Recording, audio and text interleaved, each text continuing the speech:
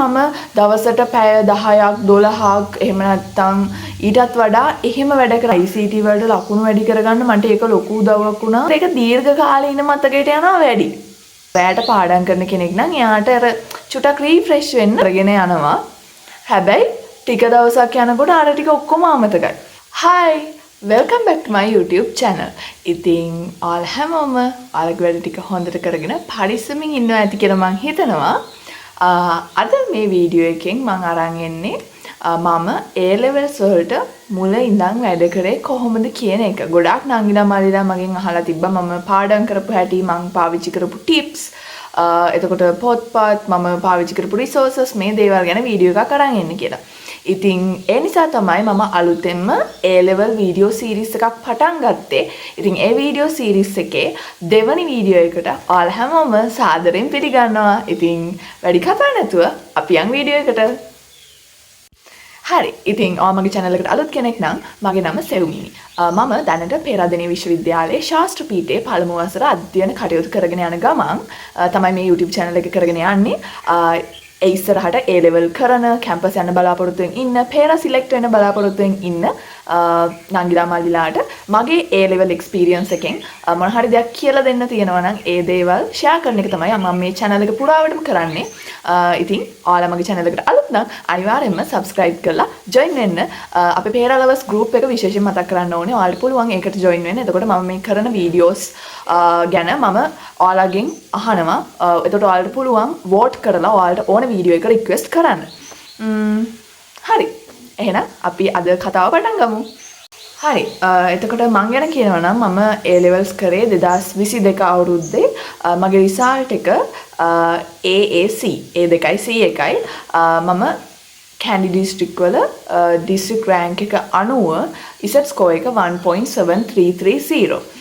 ඉතින් මේ වගේ රිසල්ට් එකක් ගන්න මම වැඩ කරපු විදිහ තමයි අද අපි මේ වීඩියෝ එකෙන් කතා කරන්න යන්නේ. ගොඩක් අය මගෙන් අහනවා මුල ඉඳන් පටන්ගෙන වැඩ ටික කරගෙන යන්නේ කොහොමද? දැන් 2026 27 ඒ වගේ අර අලුතෙන්ම මුල ඉඳන් මේ levels වලට ආපු නාංගිලා මාලිලා මගෙන් ගොඩක් අහනවා මුල ඉඳන් කොහොමද පිළිවෙලට වැඩ ටික කරගෙන යන්නේ කියලා. මම මුලින්ම කියන්න ඕනේ මම මුල ඉඳන්ම අර ලොකු plan එකක් හදාගෙන එහෙම ලොකුවට අර අපි කියන්නේ අර සමහර අය study challenge, එතකොට අර study plans අර මුළු අවුරුදු දෙකටම වගේ හදාගෙන එහෙම යන්නේ. එහෙම ලොකු plan එකක් තියාගෙන නෙමෙයි මම A levels කාලේ පටන් ගත්තේ. සාමාන්‍යයෙන් මම A level වලට ආපු කාලේ ඉඳන්ම වැඩ කරා. ඒ වැඩ කරා කියන එකෙන් කියන්නේ නෑ මම දවසට පැය 10ක් 12ක් එහෙම නැත්නම් ඊටත් වඩා එහෙම වැඩ කරා කියන එක නෙමෙයි මම මේකෙන් අදහස් කරන්නේ. මුල් කාලේ 12 වසර මුල් කාලේ ගත්තොත් එහෙම දැන් ඔයාලට දැනගන්න ඕනේ මම මුල වැඩ කරපු ටිකනේ. එතකොට 12 වසර මුල් කාලේ වැඩ කරනකොට මම කරේ සාමාන්‍ය විදිහට ඉස්කෝලේ යනවා, ක්ලාසස් යනවා, ඒ දෙන වැඩ ටික කම්ප්ලීට් කරගෙන යනවා. ඒ අතර වාර එන ටර්ම් ටෙස්ට් වලට පාඩම් කරලා ගිහිලා ටර්ම් ටෙස්ට් එක ලියලා එනවා. ඒ විදිහට තමයි මගේ 12 වසර කාලේ ගත වෙලා ගියේ. එතකොට මම කරපු සබ්ජෙක්ට්ස් ගැන කියනවා නම් මම කරේ ICT, English, GRC ඒ සබ්ජෙක්ට් තුන තමයි මම කරේ. එතකොට මම වෙන වෙනම සබ්ජෙක්ට් වලට වැඩ කරපු විදිහ මම දැනට වීඩියෝස් දෙකක් කරලා තියෙනවා. ඔයාලට ඕන නම් ඒවත් ගිහින් බලන්න පුළුවන්.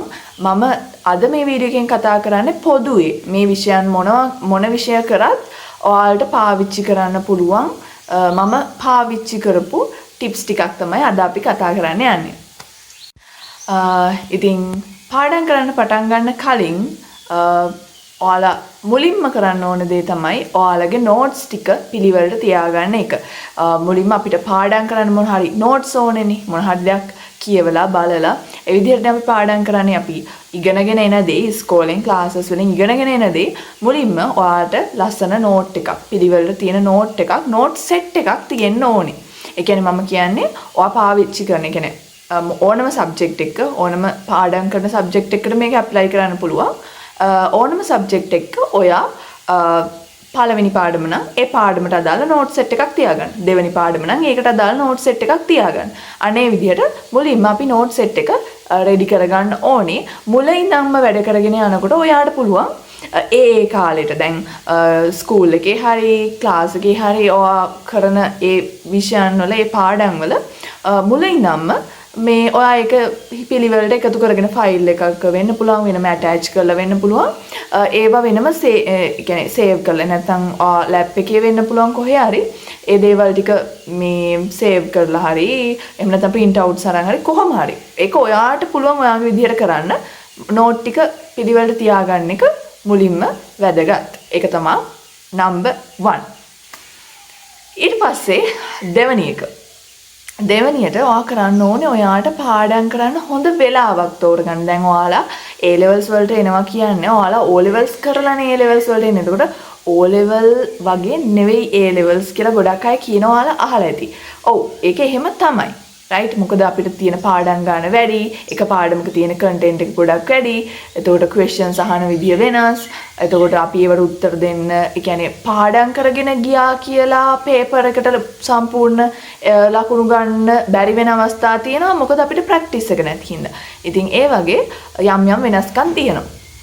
ඉතින් ඊළඟට ඔයා පාඩම් කරන්න මං කිව්වා වගේ වෙලාවක් හොඳ ඔයා කියන්නේ සාමාන්‍යයෙන් ඔයාලට මතක හිටින එකිනෙකාට එක වෙනස්නේ. ඉතින් සමහර වෙලාවට ඔයාට පාඩම් කරන වෙලාව ඔයා කැමති පාන්දර වෙන්න පුළුවන්. එතකොට තව කෙනෙක් රැයට පාඩම් කරනවා වෙන්න පුළුවන්. පෞද්ගලිකව මම පාඩම් කරේ රැයට. ඒ කියන්නේ මට දවල් කාලේ ගොඩක් වෙලාවට ගෙදර ඉන්න වෙන්නේ නැහැ නේ. අපි ඉස්කෝලේ යනවානේ. එතකොට ඉස්කෝලේ ගිහිල්ලා ඇවිල්ලා සාමාන්‍යයෙන් 2:00 3 වෙනකොට අපි සාමාන්‍යයෙන් ගෙදර එනවානේ. ඒ ඇවිල්ලා වොෂ් එකක් දාලා කාලා බීලා පොඩි නිින්දක් ඒක ගොඩක් වැදගත්. අර රැයට පාඩම් කරන කෙනෙක් නම් එයාට අර චුටක් රීෆ්‍රෙෂ් වෙන්න ඒක ගොඩක් වැදගත්. ඉතින් මම මේ විදිහට පොඩ්ඩක් චුට්ටක් විතර නිදාගෙන හවස සාමාන්‍ය 6ට විතර නැගිටලා හවස 6ට නැගිට්ටාම ඊට පස්සේ 7 විතර ඉඳලා රෑ 12 විතර වෙනකම් උඩරිම සාමාන්‍යයෙන් වැඩ කරා. ඒ අර වැඩ කරනවා කියන එක ඇතුලේ ගොඩක් දේවල් තියෙනවානේ. කෙනෙක්ට පුළුවන් පාඩමක් කියවන්න. තව කෙනෙක්ට ෂෝට් නෝට් එකක් හදන්න. තව කෙනෙක්ට questions වලට answers ලියන්න. තව කෙනෙක්ට මොන හරි ගණන් හදන්න. අන්න ඒ වගේ තමන් කරන දේ කලින් පුළුවන් නම් plan කරලා තියන්න. ඒක තමයි තුන්වෙනි දේ. දැන් මුලින්ම ඔයාලා note set එක හොයාගත්තා. ඊට පස්සේ ඔයා පිළිවෙලට ඒ ටික arrange කරගත්තා.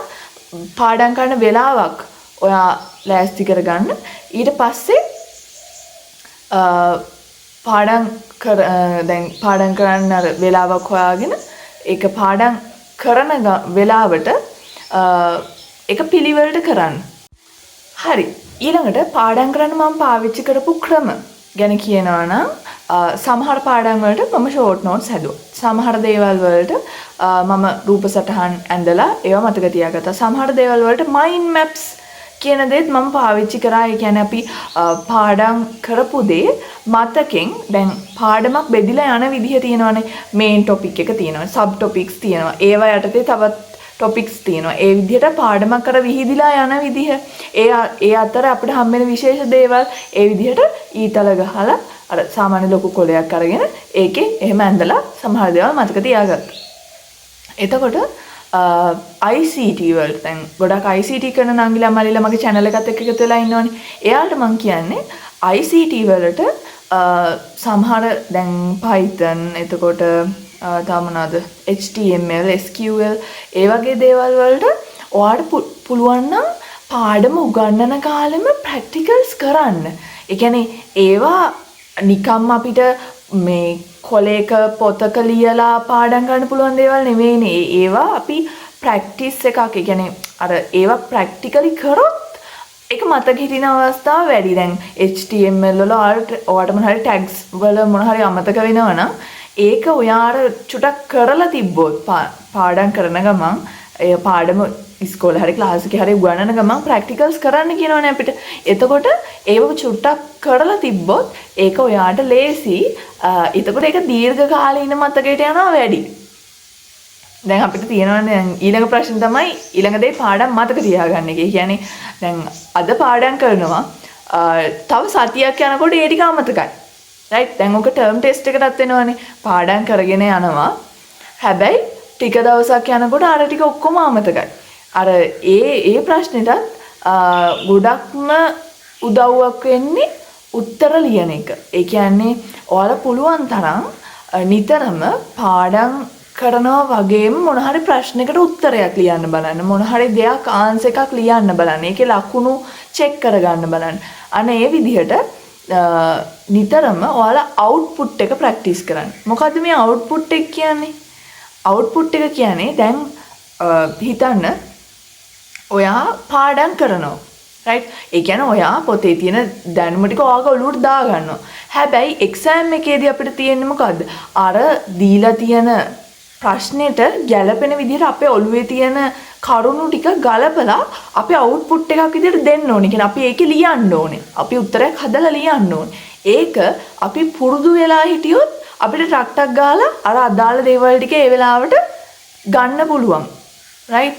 දැන් ඔයා කිසිම වෙලාවක පාස් පේපර්ස් මුකුත් කරන්නේ නැතුව පේපර්ස් මුකුත් කරන්නේ නැතුව කිසිම අත්දැකීමක් නැතුව විභාගෙට ගියා කියන්නේ ඔයාගේ සූදානම බිඳුවයි. ඒ කියන්නේ ඔයා පාඩම් කරලා තියෙනවා ඒ වුණාට ඔයා දන්නේ නැහැ ඒක පේපර් එකට ඇප්ලයි කරන්නේ කොහොමද කියලා. අහලා තියෙන දෙයට කොහොමද උත්තරය ලියන්නේ කියලා. ඉතින් පුළුවන් තරම් ඔයාලා ප්‍රශ්න වලට උත්තර ලියන්න බලන්න. මම ඒක ගොඩාක් වෙලාවට කියන්නේ අන්තිම කාලේ හැම ICT වලට ලකුණු වැඩි කරගන්න මට ඒක ලොකු උදව්වක් වුණා. මම නිතරම පේපර්ස් කරපු එක. MCQs වලට තමයි මට ලකුණු අඩු උනේ. ඒ කාලේ මම නිතරම කරේ MCQ. වැඩිපුරම කරේ ඒවා. ඊට පස්සේ පාස් පේපර්ස් වට දෙක තුනක් එක දිගට කියන්නේ අර ඒ ෆ්ලෝ එක ඔයා නැති වෙන්න දෙන්න එපා. පාස් පේපර් එකක් කරගෙන යනකොට ඒක දැන් අවුරුදු ගානක ගන්නවා නම් ඔයා 2015 ඉඳන් කියනකො 15 16 17 18 ඔය විදිහට යනවනම් ඒ ටික එක පිළිවෙලටම කරගෙන යන්න. ඒ ෆ්ලෝ එක නැති වෙන්න දෙන්න එපා. එතකොට අර අවුරුදු ගානක් ප්‍රශ්න අහලා තියෙන රටාව, ඒ වගේ තියෙන දේවල්, අහලා තියෙන පිළිවෙල, ප්‍රශ්න කොහොමද වෙනස් වෙලා තියෙන්නේ, මොන දේවල්ද ආය රිපීට් වෙලා තියෙන්නේ, මේ දේවල් ඔයාලට දැනගන්න පුළුවන්. ඉතින් ඔන්න ඔය දේවල් ටික තමයි පොදුවේ මට කියන්න තියෙන්නේ. ඔයාලට මොන හරි ප්‍රශ්නයක් තියෙනවා නම් කියන්නේ දැන් ගොඩක් ළඟිලා මල්ලිලාට එක ප්‍රශ්න තියෙනවනේ. ඉතින් ඔයාලට මොන හරි පාඩම් කරන දේවල් ගැන ප්‍රශ්න තියෙනවා නම් ඔයාලා කමෙන්ට් එකක් දාගෙන යන්න. එහෙම වුණොත් මම ඒ දේවල් වලට වීඩියෝ එකක් කරන්න බලාපොරොත්තු ඉන්නවා. මතක් කරලා අපේ පේරලවර්ස් group එකට join වෙන්න. එතකොට මම ගොඩක් වෙලාවට ඔයාලට chances දෙනවා. ඔයාලට පුළුවන් vote කරලා ඔයාලට ඕන වීඩියෝ එක රික්වෙස්ට් කරන්න. ඉතින් අදට මම හිතනවා මේ ටික ඇති කියලා. අපි මේ වීඩියෝ සීරීස් එක මම ඉස්සරහට කන්ටිනියු කරන නිසා අදට මේ වීඩියෝ එක මෙතනින් නවත්තනවා. ඊළඟ දවසේ තවත් වැදගත් වීඩියෝ එකකින් හම්බෙනකන් හැමෝම පරිස්සමින් ඉන්න. තමන්ගේ වැඩ ටික හොඳට කරගන්න. ඔයාලට මොන හරි ප්‍රශ්න තියෙනවා නම් අනිවාර්යෙන් ඇවිල්ලා කමෙන්ට් එකක් දාන්න. ඔයාලගේ කමෙන්ට්ස් ඔක්කොම වගේ මම කියවනවා. පුළුවන් හැම වෙලෙම මම රිප්ලයි කරන්න try කරනවා. රිප්ලයි නොකරත් ඔයා අහලා තියෙන ප්‍රශ්නේ වැදගත් නම් මම අනිවාර්යෙන් රිප්ලයි කරලා වීඩියෝ එකක් හරි කරනවා. ඉතින් ඒ නිසා අනිවාර්යෙන්ම ඔයාලගේ ideas කමෙන්ට් කරගෙන යන්න. ඊළඟ දවසේ තවත් වැදගත් වීඩියෝ එකකින් හම්බෙනකන් ගිහින් එන්නම්. bye.